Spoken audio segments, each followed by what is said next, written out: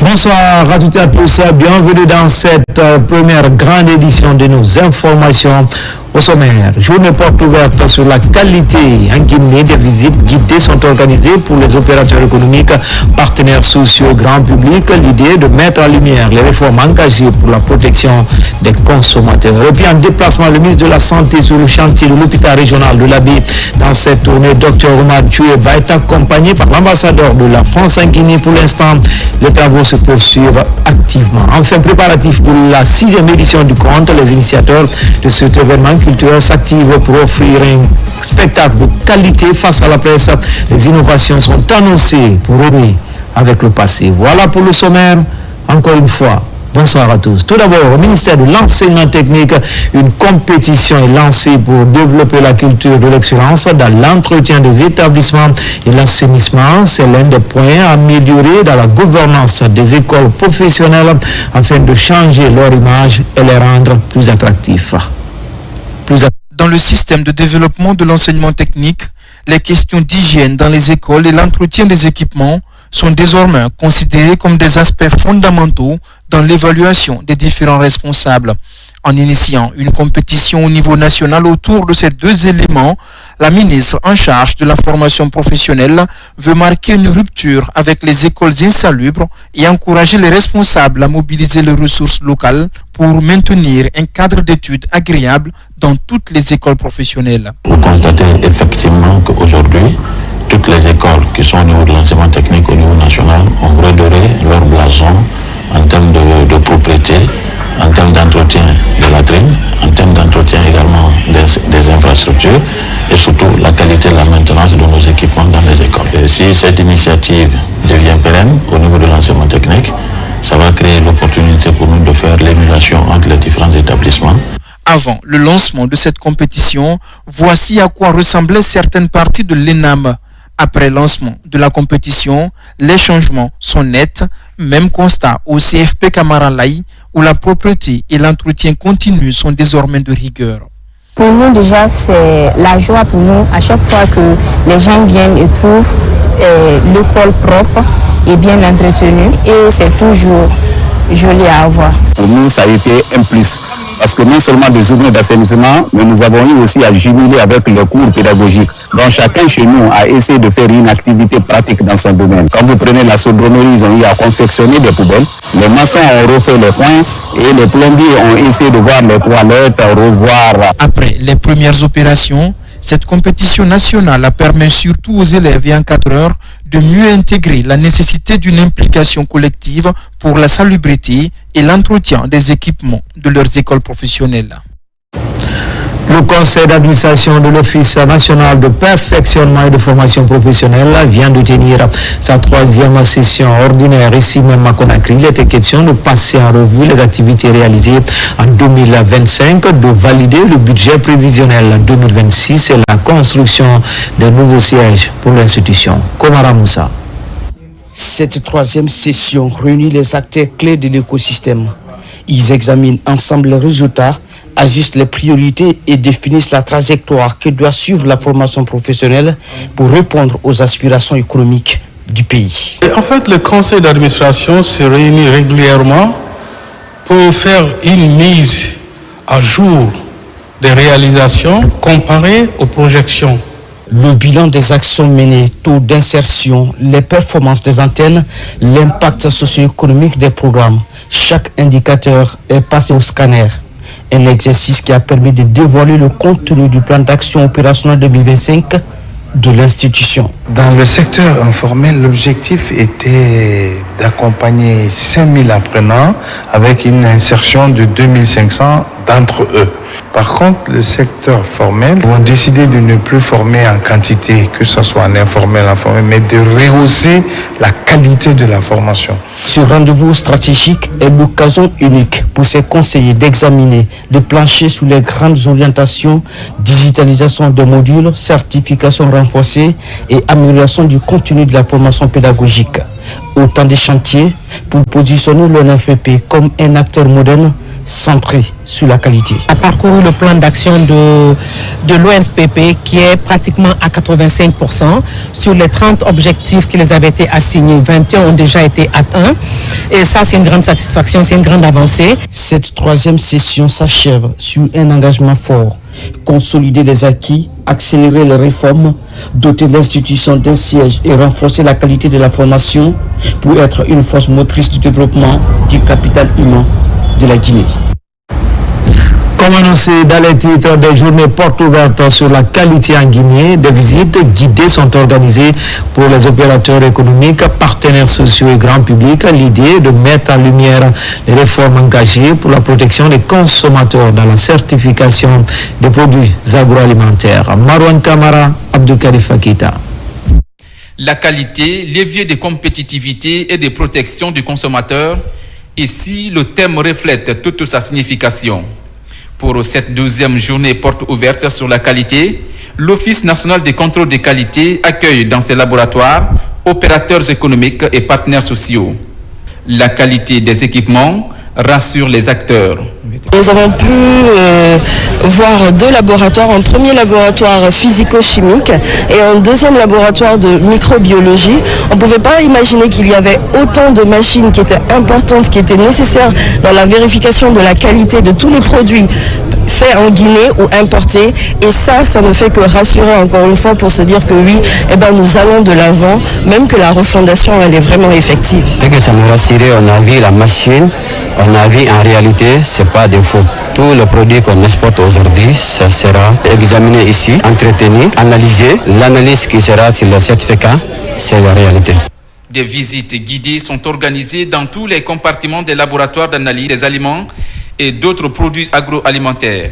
Ici, les produits passent sous les scanners et mains expertes des équipes de contrôle.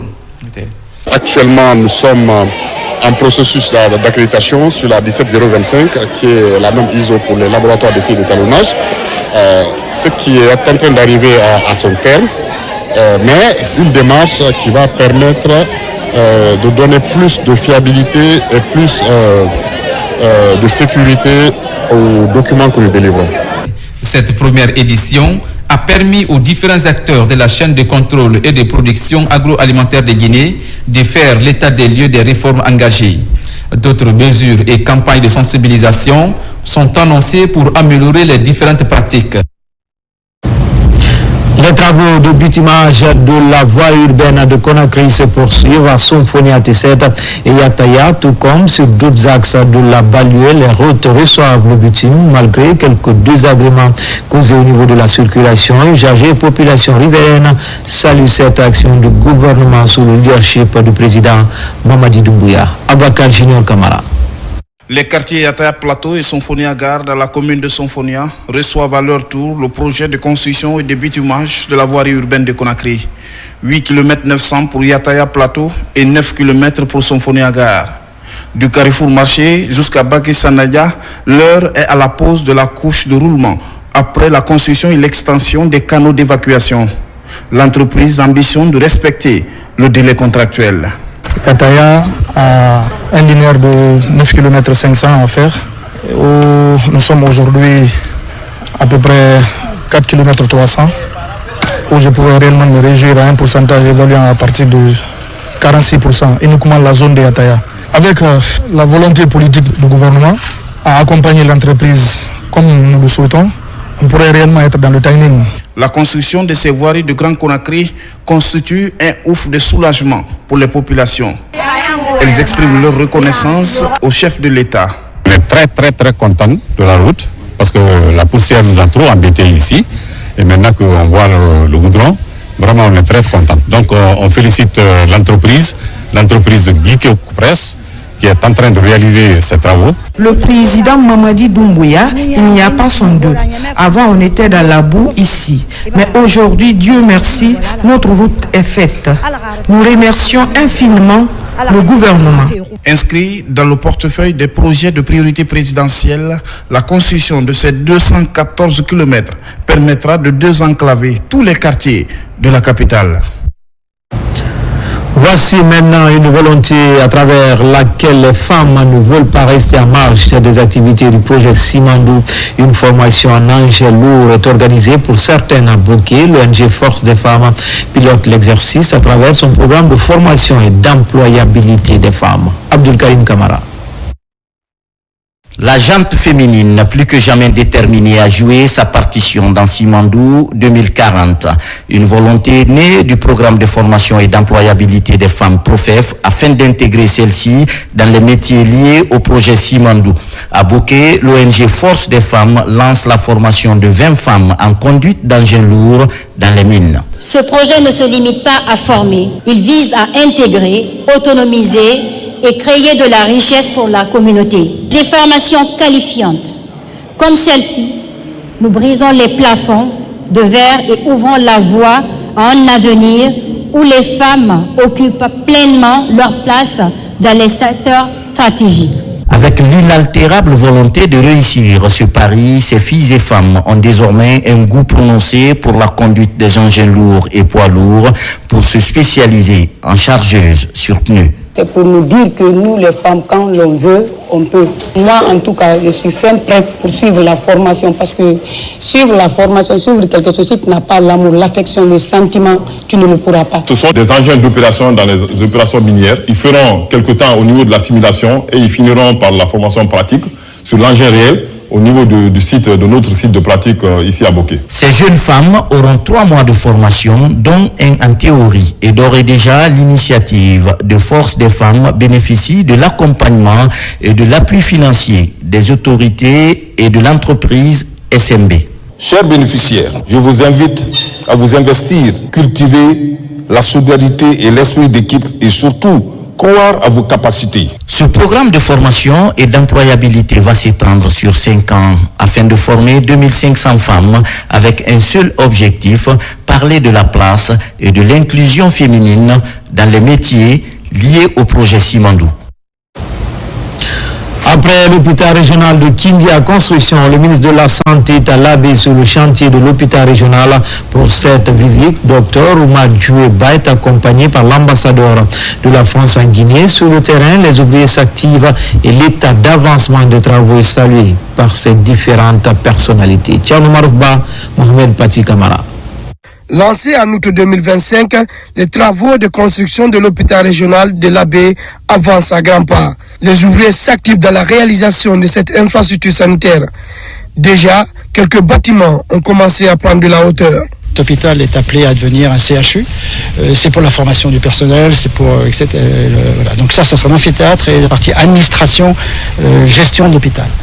Ok. Donc ça, imagerie, tous les blocs opératoires, etc., etc. On a vu comment ce bijou est en train de pousser dans la région administrative de l'Abbé. Je dirais un sentiment de satisfaction.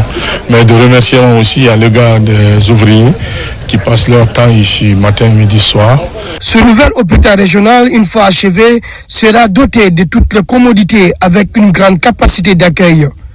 Il va aussi contribuer à améliorer l'offre de soins dans la région, mais également renforcer l'autonomie sanitaire des populations et répondre avec efficacité aux besoins croissants de la communauté en matière de santé. On est très fiers d'apporter cette réponse très concrète aux populations de l'Abbé et de sa région, notamment sur cette spécialité autour de la néonatologie, de l'obstétrique et des naissances précoces. C'est un endroit où des vies seront sauvées. Et vous savez tous, quand on tombe malade, on a besoin de rien d'autre sinon que de la santé. Donc soyez fiers encore une fois de ce que vous êtes en train de faire et nous vous encourageons. Soyez très sérieux, travaillez avec patriotisme, avec détermination. Avant de quitter les lieux, le ministre de la Santé et de l'Hygiène publique a mis l'occasion à profit pour exhorter à l'entreprise contractante au respect du délai contractuel. À l'image de Kindia et l'Abbé, les régions de Canton et Zérokoré verront ce type d'infrastructure moderne. Toujours en province, dans la commune rurale de Kountia, en préfecture de Mantiana, le plan de développement local progresse de façon rassurante. Plusieurs infrastructures sociales de base sont réalisées pour répondre aux attentes des populations locales. C'est un effort de la délégation spéciale pour restaurer l'autorité de l'État dans cette localité. RTG Kankan, Djamoukawa, Toumanissi. En lançant ces travaux d'utilité publique, la délégation spéciale de Koundian améliore le cadre de vie avec de l'eau potable à portée de main pour réduire l'incidence des maladies infectieuses. Les satisfactions exposent l'engagement des autorités locales, toujours en première ligne pour le bien-être de la communauté. Koundian, on a un manque d'eau. Il faudrait réhabiliter cette adduction d'eau pour pouvoir assister à nos mamans et à la population d'avoir l'hygiène publique. Pour permettre à la mobilisation de la communauté, il faut des routes, afin d'éviter les accidents et les coïncidences dans le district. Ces actions sont faites par le fonds propre de la commune. Dans cette sous-préfecture très dynamique de la préfecture de Mandiana, le désir de mieux vivre ensemble a pris son envol depuis la mise en place des membres de la délégation spéciale. Aujourd'hui, après des années de gestion de la commune rurale, un nouveau dispositif est mis en branle pour repeupler le village et même de le faire revivre. Doter le village d'un point d'adduction d'eau et d'une route sont des actions que nous saluons, car la base de tout développement rural commence par là. Nous remercions la délégation spéciale pour les efforts fournis en faveur du bien-être de notre communauté. Ce projet de développement communautaire inspirant propose une alternative réaliste pour construire un meilleur avenir collectif pour les résidents et ressortissants, une politique d'émergence villageoise pour répondre aux besoins de proximité. En région forestière, un nouveau pas vient d'être franchi dans le renforcement de la gouvernance locale face aux défis climatiques. C'est dans ce cadre que le directeur général de l'ANAFIC, accompagné d'une mission de la Banque mondiale, a récemment séjourné à Nzérékoré et dans plusieurs communes de la région. Mohamed Saloupaï, Mohamed Lamine Diallo. Pour évaluer l'état d'avancement du projet, une mission conduite par le directeur général de l'ANAFIC, accompagné du chargé du suivi de la Banque mondiale, a effectué une visite de terrain pour évaluer l'impact des actions menées auprès des populations, échanger avec les autorités locales et acteurs communautaires. Conquérir des réalités de terrain et surtout de voir ensemble avec les partenaires dans le cadre du respect des dispositions de l'accord de financement qui lie le gouvernement guinéen à la Banque mondiale, qui voudrait que de façon périodique que nous venions ensemble voir comment est-ce que les activités se mènent sur le terrain. Il y a beaucoup de dynamisme, il y a beaucoup d'actions qui sont faites sur le terrain, il y a beaucoup de renforcement de capacités, mais surtout avec les communautés, les citoyens qui sont très engagés. Renforcer la compréhension des communautés face aux défis climatiques et améliorer les pratiques de gouvernance, tel est l'objectif du projet d'appui à la gouvernance locale mise en œuvre par la Banque mondiale à travers l'ANAFIC. Au nom des membres de la délégation spéciale, d'exprimer notre profonde gratitude à la Banque mondiale, partenaire financier de ce projet, pour son engagement constant aux côtés des collectivités locales de la région administrative de Nzérékoré. En région forestière, les communes urbaines de Beila, de Nzérékoré ainsi que la commune rurale de Samoé compte parmi les localités touchées par ce projet. Dans l'actualité également, le Conseil national de gestion des produits et substances chimiques s'est réuni en session ordinaire pour faire le point sur la situation face aux risques chimiques. Autorités, experts et partenaires examinent les progrès, défis et mesures à prendre pour protéger la santé des populations et l'environnement. Yene Yansane, Lansana Kamara. Le Conseil national de gestion des produits et substances chimiques, CNGPSC, a tenu sa session ordinaire, réunissant autorités, experts et acteurs du secteur pour faire le point sur la gestion des produits chimiques en Guinée. Il y a eu un plan d'action qui a été élaboré pour l'année 2024. Il est question de revoir l'évaluation de ces différentes activités, mais également aussi se projeter pour l'année 2026 en tirant les leçons du bilan de 2024, en tenant compte justement du programme Simandou. Également aussi, il y a une stratégie nationale qui a été élaborée. Il faudrait voir comment mettre en œuvre cette stratégie en impliquant toutes les parties prenantes concernées justement dans la gestion de ces produits. Les travaux ont également lancé la préparation du plan d'action 2026 avec des échanges sur les priorités et les recommandations issues de la précédente session. Nous remarquons qu'il y a beaucoup d'intoxications enregistrées au niveau des hôpitaux, sauf que des interventions dans le cadre de la prise en charge du suivi de l'intoxication n'est pas encore assurée dans notre pays. Donc la population vraiment mérite d'être soutenue, encadrée, sensibilisée pour aider le gouvernement à prévenir ces risques-là qui causent beaucoup de dégâts au niveau du pays. Ces produits sont utilisés par des analphabètes souvent mal conseillés, ne sont pas formés, qui voient directement les résultats de désherbants chimiques. Avec les orientations à venir et la poursuite des réformes en cours, le CNGPSC entend améliorer l'efficacité du dispositif national de gestion des produits chimiques. Sécurité routière, la question devient plus que jamais une urgence nationale. Pour faire face à cette préoccupation, l'ONG, le Club des Amis du Monde, a initié un atelier de dissémination de la boîte à images sur la sécurité routière, un outil pédagogique conçu pour renforcer la sensibilisation. Kadiadou Suleiman Keita. Alors que des accidents mortels se multiplient sur les routes nationales, l'ONG Club des Amis du Monde et ses partenaires Rio Tinto Simfer, WCS, CTG et des services publics mettent à la disposition de tous une boîte à images sur la sécurité routière. Un support visuel et interactif permettant de renforcer la promotion d'une conduite plus responsable sur le long du corridor Simandou et également sur les routes nationales. De 3 mois maintenant que nous sommes sur la conception, la validation. Aujourd'hui, nous avons organisé cette journée pour pouvoir disséminer cette boîte à images pour l'intérêt de nos communautés, mais surtout celle du corridor de Simandou et certaines routes nationales utilisées par les entreprises minières dont Rio Tinto Simfer. On a créé cet outil qu'on va utiliser pour toutes les sensibilisations et c'est un outil qui va au-delà de l'impact du projet Simandou qui va pouvoir être utilisé par d'autres acteurs dans l'ensemble du pays. La dissémination de cette boîte à images a regroupé autorités, acteurs concernés par la sécurité routière.